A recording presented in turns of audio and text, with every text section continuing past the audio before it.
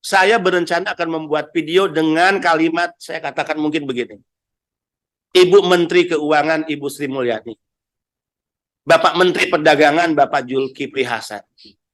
Jika untuk peraturan yang diinginkan oleh PMI agar mereka mudah mengirim barang, tidak ada penahanan-penahanan di bandara, maaf, di pelabuhan, ya, saya harus bersujud di hadapan kaki kalian, maka akan saya lakukan.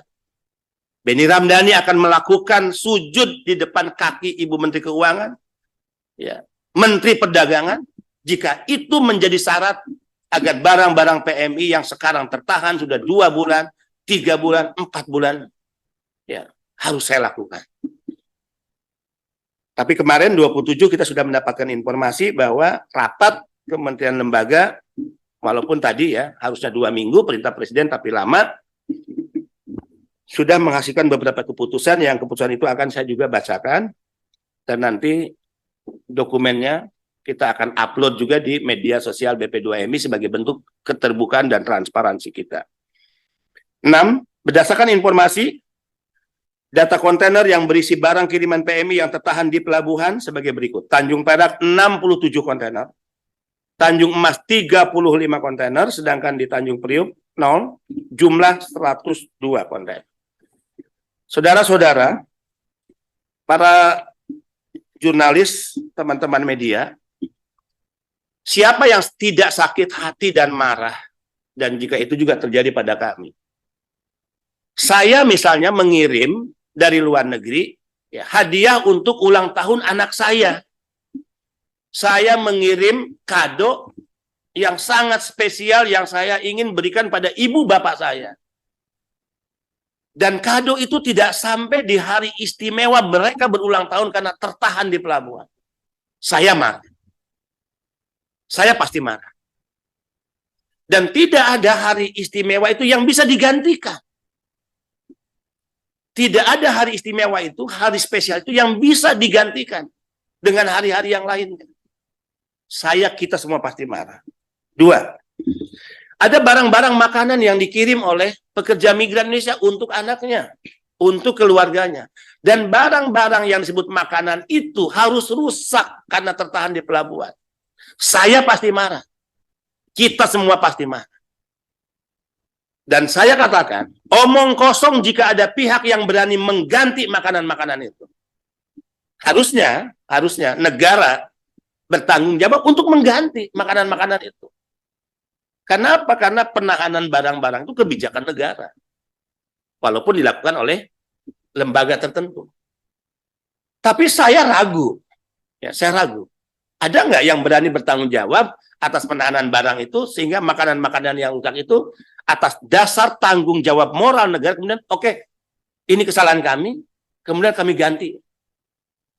Surat yang kami kirim ke Menteri Keuangan adalah surat yang jelas saya katakan, jika karena aturan yang sedang dibahas, ya, belum selesai, maka tidak ada alasan untuk menahan barang-barang itu.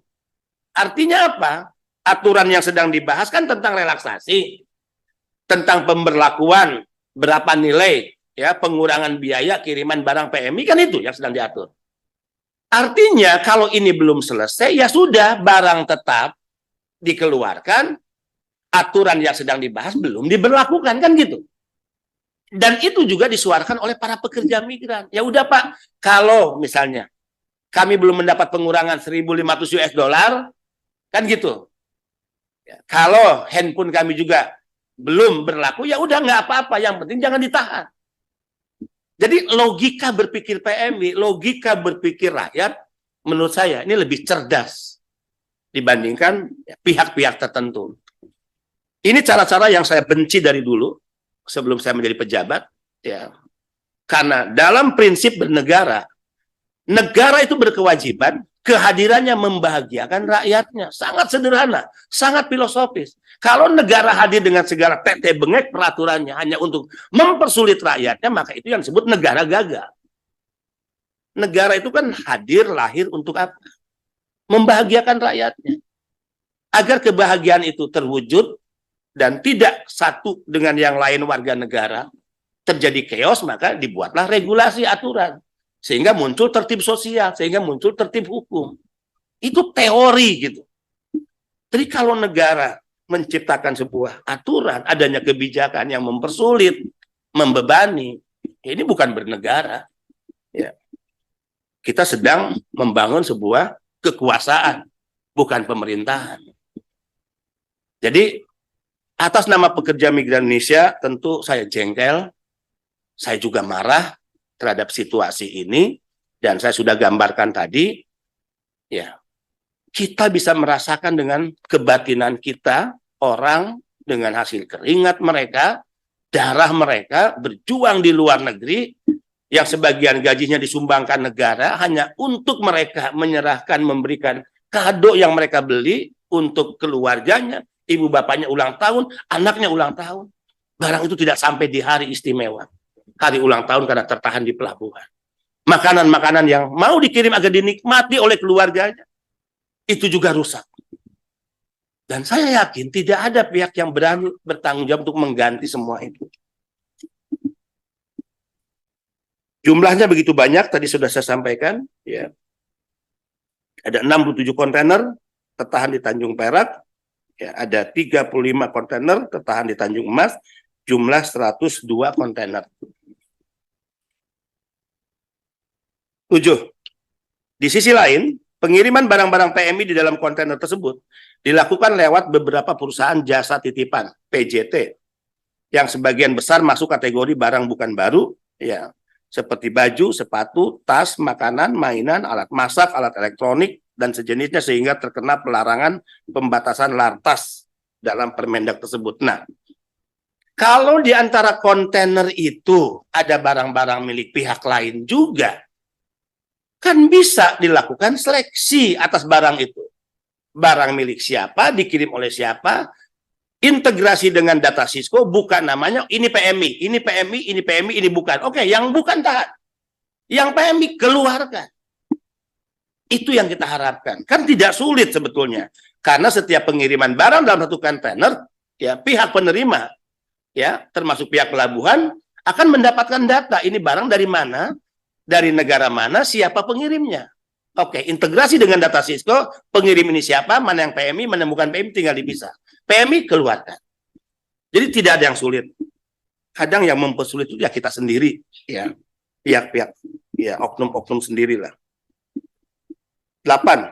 BP2MI mendesak, sekali lagi, BP2MI mendesak kementerian lembaga terkait agar segera melakukan finalisasi revisi Permendag nomor 25 tahun 2022 yang mengatur relaksasi barang kiriman PMI, baik untuk barang baru maupun barang bekas. Setelah proses harmonisasi di Kemenkumham pekan lalu, diharapkan pekan ini revisi Permendag, ya, tersebut bisa segera dikeluarkan.